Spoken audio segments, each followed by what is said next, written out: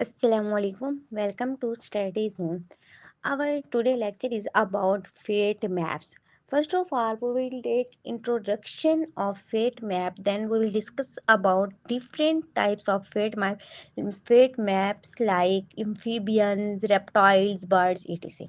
First of all, if we talk about fate map, then we say that fat map एक ऐसी diagram है एडो की या blastula की जो कि इंडिकेट कर रही होती है फेट ऑफ ईच सेल और region at a later stage of development. Fate map जो है वो इसेंशियल टूल है in a most embryological experiment और ये प्रोवाइड करता है रिसर्चर्स को इंफॉर्मेशन एक स्पेसिफिक पोर्शन की कि जिसमें एम्ब्रियो जो है वो नॉर्मली भी कम करता है लार्वर या अडल्ट स्ट्रक्चर में। और जो analysis of the fate of each blastomere after a second phase of cleavage is called as cytogony या cell lining study। Various specific area of blastula जो है वो स्पेशली डिजाइन होते हैं प्रिजेम्पटिव ऑर्गन ऑर्गन फॉर्मिंग एरियाज। तो इस तरह से हम इसको अदर वर्ड्स में हम इसको ये भी डिफाइन कर सकते हैं कि एक ऐसा चार्ट जो कि शो कर रहा होता है fate of each part of एल्डी embryo in a particular blastula is called as a fate map. in other words we can say that fate map is the mapping of different region in the developing stage with respect to their future development. In other words, we say that the labeling of areas of different group of cells of embryo which will form different structure in the larva or adult are called as a fate maps।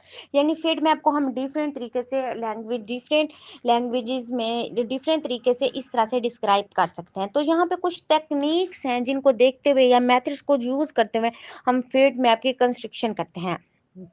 सबसे पहले जो इसका तरीका है वो construction of a fate map by neural marking. यानी जो upper hemisphere है क्लियर साइटोप्लाज्म की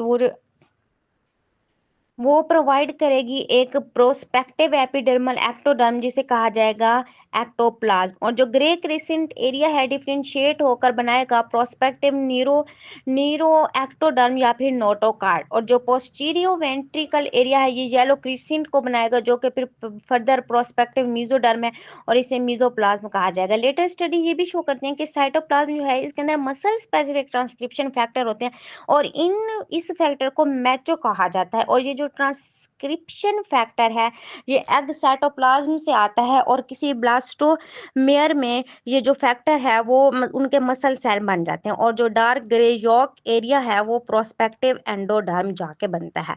तो ये कुछ वो हैं फेट मैप के कानून असूल आप कह सकते हैं कि हमने इन एक नेचुरल मार्किंग के थ्रू जो है फेट मैप की कंस्ट्रक्शन की है। जो हमने डिफरेंट स्टडीज की रिसर्चेस की तो उसमें से हमने ये अंदाजा लगाया कि इस पोर्शन में इस चीज की फॉर्मेशन होगी। तो construction of fit map bye artificial marking भी है जिसके थ्रू ये सारे फिट मैप्स जो हैं उनका हम अंदाजा लगाते हैं। जो पहला मेथड है वो है वाइटल डाई मेथड। वी वर्कड तो जो थे इन्होंने इस मेथड को डिस्कवर किया by the use of vital dyes. यानी एक ऐसा डाई या स्टेन जिसका मतलब ये है कि जो स्टेन है वो अप्लाई या हो सकते हैं किसी भी लिविंग सेल के अंदर उसको मारे बगैर।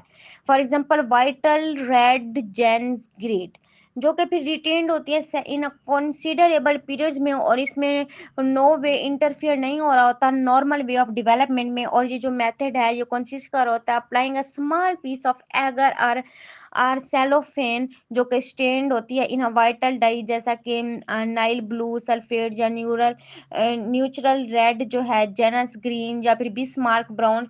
और ये प्रेस्ड होता है against a chosen area blastula for a short period.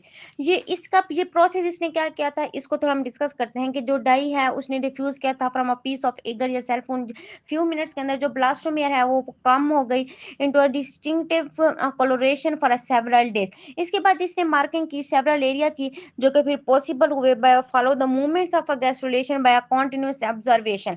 और जो इसमें परसिस्टेंस था डाई का जो कि पॉसिबल बना रहा था कि वो एस्टेब्लिश करे अल्टीमेट लोकेशन ऑफ एम्ब्रियो जो कि फर्दर फिर इनेबल हो गई by map of prospective organ जो कि फॉर्म करे थे डिफरेंट रीजन्स को।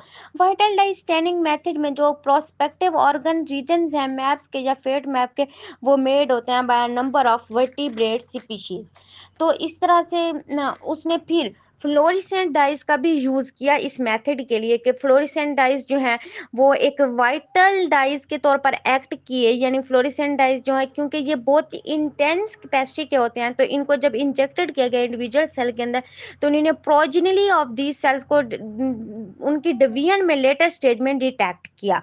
फिर कार्बन पार्टिकल मेकिंग मेथड भी इन्होंने यूज किया है, जो इस मेथड को डिवाइस किया गया स्प्रैट 1946 में स्प्रैट ने दिया, जिसमें ये मार्क डीज ने किया सरफेस ऑफ एम्ब्रियो यानी ब्लास्टोडर्म को, जो कि इनसॉल्युबल या कार्बन पार्टिकल से बनी हुई थी, और ये जो कार्बन पार्टिकल हैं ये स्टिक होते हैं into the surface of cell, और जो फर्दर मूवमेंट्स होती हैं वो ऑब्जर्व की गई।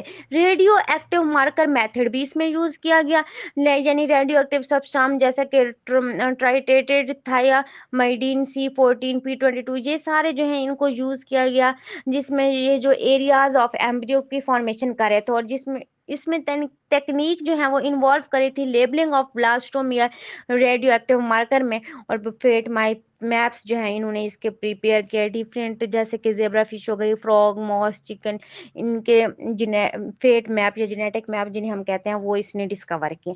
फिर जेनेटिक लेबलिंग की अगर हम बात करें तो इसमें हमें परमानेंटली मार्किंग सेल जो है वो भी देखने को मिले, जिसमें एम्ब्रियो को क्रिएट किया गया सेम ऑर्गेनिज्म में, जो कि फिर फर्दर कंटेन करे थे एग आगे जेनेटिक, जो इनके दरमियान डिफरेंट जेनेटिक प्रोसेस है उनको कंटेन करे थे। तो ये जो है इनको फिर कहा जाता है काइमेरिक एम्ब्रियोज, यानी जिनके अंदर डिफरेंट जेनेटिक कंपोजिशन पाई जाती है।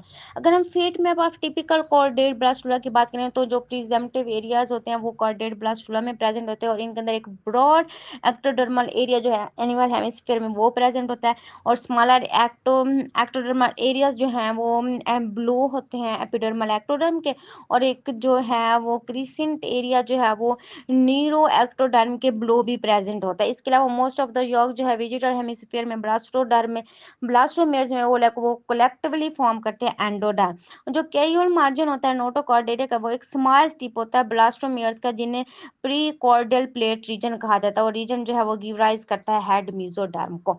अगर हम इनकी सिग्निफिकेंस की बात करें तो फेट मैप जो है वो सिग्निफिकेंट है अंडरस्टैंड करने के लिए किसी भी मैकेनिज्म या सिग्निफिकेंस ऑफ गैस्ट्रोलेशन को। इसके अलावा एम्ब्रियो जो है क्लियर सेल लाइंस वगैरह के ऑब्जर्वेशन के लिए, या फिर मैकेनिज्म ऑफ डेवलपमेंट को स्टडी करने के लिए भी ये काफ़ी इम्पोर्टेंट है फैट मैप्स। तो नेक्स्ट जो है हम एम्फीबियन का फेट मैप जो है उसको डिस्कस करेंगे। आई होप सो कि आपको इसकी क्लियर अंडरस्टैंडिंग हो गई होगी। इस रिलेटेड आपका कोई भी क्वेश्चन हो आप कमेंट बॉक्स में पूछ सकते हैं। Thanks for watching this lecture.